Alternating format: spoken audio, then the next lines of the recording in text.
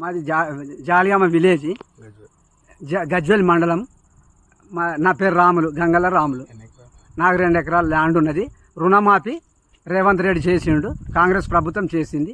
మనకు మాఫీ కాలేదు, దళిత బంధు ఇస్తున్నాడు. ఈ దాని వస్తుండే టీఆర్ఎస్ పార్టీ వైస్ ప్రెసిడెంట్గా కూడా పనిచేసిన.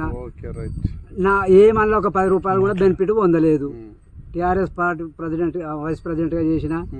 దళిత బంధు ఇస్తున్నాడు, ఇదన్నాడు. టీఆర్ఎస్ పార్టీ సర్పంచ్ని కూడా ఎన్నుకున్నాము. ఎన్నుకొని అప్పుడు దానికి సిమ్ ఉండదు కదా, మన గుర్తింపు అనేది ఉండదు కదా. టీఆర్ఎస్లో ప్రభుత్వం ఉన్నదని దాంట్లో పోయినాం కూడా. టీఆర్ఎస్ ప్రభుత్వంలో మాకు ఎలాంటి అభివృద్ధి చెందలేదు. అన్ని ఊళ్ళలో కూడా కొద్దిగా ఇంతో అంతో అభివృద్ధి జరిగింది. జాలియామలో మాత్రం ఏమీ అభివృద్ధి జరగలేదు.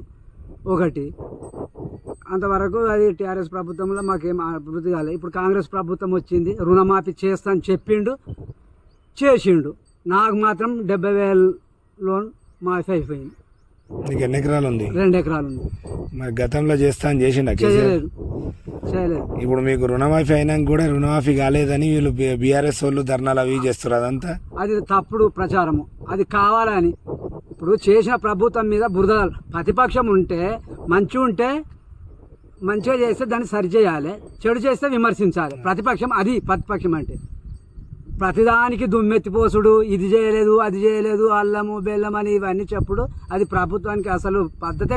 10 సంవత్సరాలు ఉండి కేసీఆర్ ఏం ఇప్పుడు నడుస్తుంది కదా డ్రామా. ఇప్పుడు నీ ఫామ్ హౌజులు, నీ లెక్క, నీ కుంటలు, నీ చెరువులు నువ్వు ఆక్రమించుకున్నది ఇవన్నీ ప్రభుత్వాలు చూస్తే ప్రజలు చూస్తారు. ప్రజలు పిచ్చోళ్ళు కారు అనుకుంటారు. వాళ్ళు గోల్లు కాస్తారు, బల్లు కాస్తారు. బల్లు ఇచ్చినాము, గోల్లు ఇచ్చినాము. ఇవి ఎందుకు నువ్వు గోల్లు ఇచ్చడం ఎందుకు? ఇదే బల్ల కాడ ఉండన్నా. మా పిల్లలు చదువుకురు ఇప్పుడు.